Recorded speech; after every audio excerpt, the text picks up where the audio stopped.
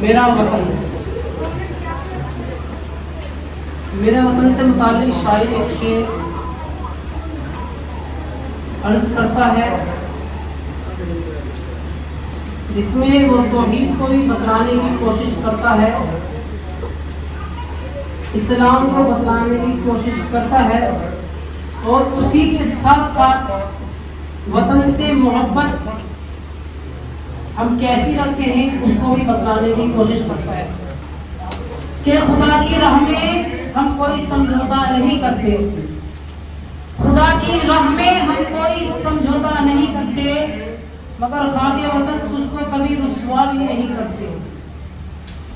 خدا کی راہ میں ہم کوئی سمجھوتا نہیں کرتے، مگر خاک وطن تجھ کو کبھی رسوا نہیں کرتے۔ ہمارے دیش کے سنسد تجھے اتنا تو پتہ ہوگا کہ ہمارے دیش کے سنسد تجھے اتنا تو پتہ ہوگا، محبت کرنے والی ہر چیز کو سجدہ نہیں کرتے۔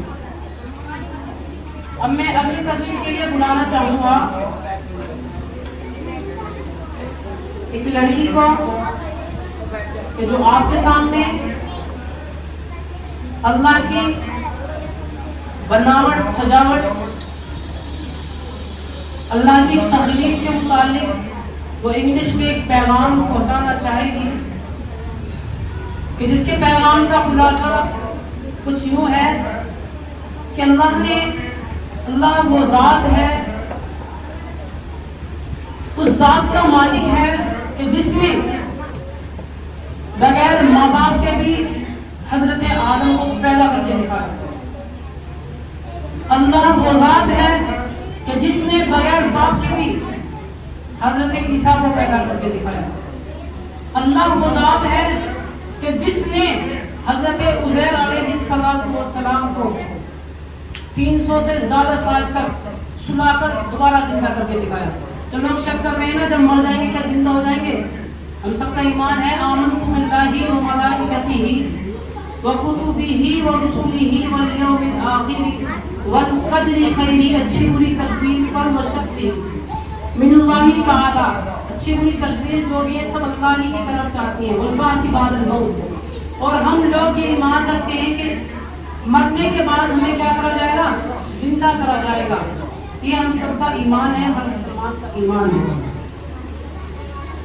تو اسی پیغام کو ایک لڑکی اپنے انداز میں بیان کرے گی، جس سے میری بات عمرہ کر رہی ہیں اور ڈائس پر تشریف لائیں اور اپنا پیغام سب کو سنائیں اور بتلائیں۔ عمرہ کر رہی ہیں۔